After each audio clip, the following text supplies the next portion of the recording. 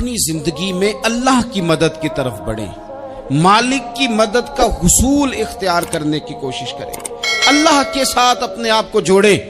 اگر اللہ کی مدد نصیب ہو، یہ جو ہم جتنا ڈرتے رہتے ہیں، سہمے رہتے ہیں، پریشان رہتے ہیں کوئی کیا کر دے گا، ہمارے ہاں نا ہر شعبے میں معاذ اللہ ایک مافیا ہے، الا ماشاء اللہ۔ وہ مافیا کہتا ہے میرے ساتھ ملو گے تو میں چلنے دوں گا، ورنہ میں نہیں چلنے دوں گا، مارکیٹ میں آ ہی نہیں سکتا فلانا بندہ، کیونکہ یہاں ہمارا قبضہ ہے۔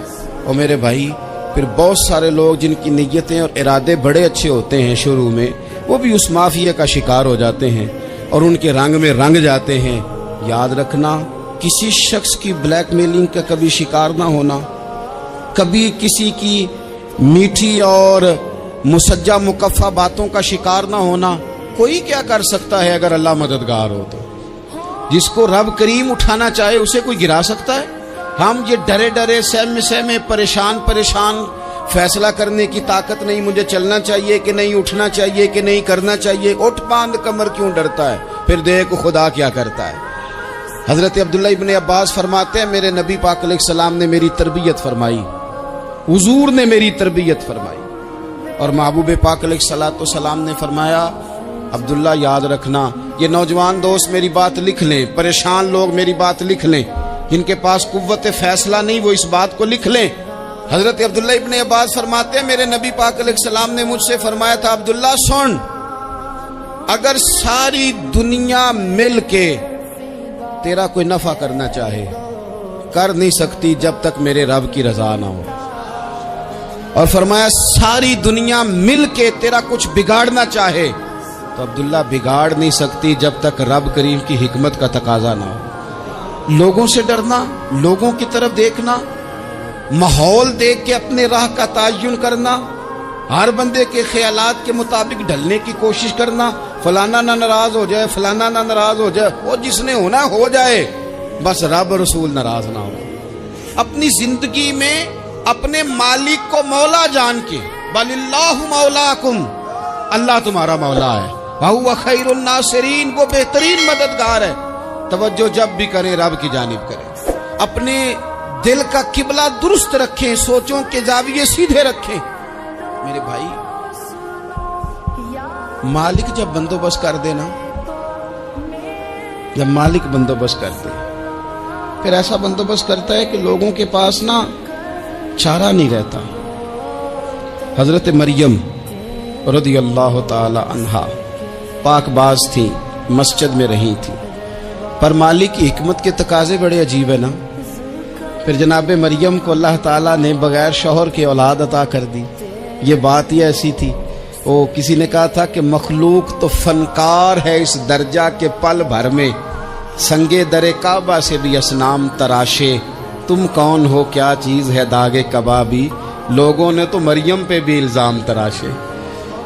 تو لوگوں نے کہا کدھر سے لے آئی بچہ، تیرا باپ تو ایسا نہیں تھا، کہاں سے لے آئی؟ اللہ کرے میں آپ کو سمجھا سکوں، ذرا اپنے آپ کو وہاں کھڑا کریں کہ ایک پاک باز عورت، پاک باپ کی بیٹی، طیب ماں کی بیٹی، اور اللہ کے گھر میں پرورش پانے والی خاتون، ایک وہ وقت اور ایک یہ وقت کہ اس عورت کو کٹہرے میں کھڑا کر کے پوچھا جا رہا ہے کہ معاذ اللہ تیری گود میں بچہ جائز نہیں ہے، کہاں سے لائی ہے؟ اب خود سے صفائیاں بندہ کتنی کو دے، کتنی کو وضاحتیں کرے۔ اور میں نے تو اپنی زندگی میں دیکھا ہے زیادہ وضاحت دینے والے کو بھی لوگ جھوٹا سمجھنے لگ جاتے ہیں، زیادہ وضاحت دینے پر بھی لوگ کمزوری کا اظہار سمجھتے ہیں کہ کمزور پڑ گیا۔ آپ صلح کی کوشش کرتے ہیں، سامنے والا بزدل سمجھ لیتا ہے، زیادہ وضاحتیں بھی کمزور کر دیتی ہیں۔ اب حضرت مریم کو کٹہرے میں کھڑا کر کے کہا بچہ کس کا ہے؟ تو پھر خدا بندوبست جب کرے، اللہ جب مددگار ہو، تو پھر حضرت مریم کی گواہی درختوں سے نہیں دلوائی، اس نے پتوں سے نہیں دلوائی، پھر فرشتے نہیں بھیجے۔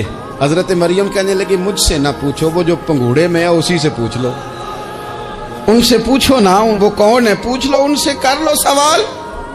انہوں نے کہا پنگوڑے میں چند دنوں کا بچہ، یہ جواب دے گا؟ مددگار تھا رب، ان کی برات کا اعلان کرنا تھا مالک نے، اور جب مالک اعلان کر دے، جب مالک تیری صفائی دینا چاہے، جب مالک तुझे दुनिया के सामने निखारना चाहे तो पंघूड़े में लेटे हजरत ईसा बोल के कहने लगे इन्नी अब्दुल्ला आतानियल किताबा, फरमाया मैं अल्लाह का बंदा हूं, रब ने मुझे किताब अता करके नबी बना के दुनिया में भेजा है। मैं अल्लाह का बंदा हूं, किताब लेके आया हूं, नबी बन के आया। फिर पंघूड़े से ऐलान हो गया, फिर बच्चा बोल पड़ा। और ये एक दफा नहीं बात हुई, ये बनी इसराइल में एक जुरैज नाम के शख्स भी थे जो नमाज पढ़ रहे थे। बाज ने लिखा है नफल नमाज थी, अम्मा ने पुकारा तो आए नहीं, तो माँ के मुंह से निकल गया तू इतनी देर तक मरेगा नहीं जब तक किसी बेहया औरत का मुंह न देख ले। तो वो इबादत गुजार थे, लेकिन लोगों ने उनकी इबादत, रियाजत, परहेजगारी को नहीं देखा।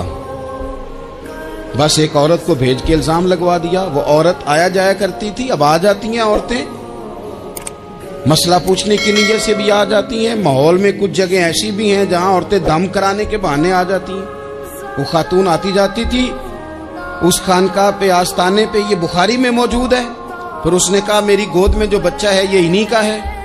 मुझे बताएं कैसे बंदा वजाहत दे।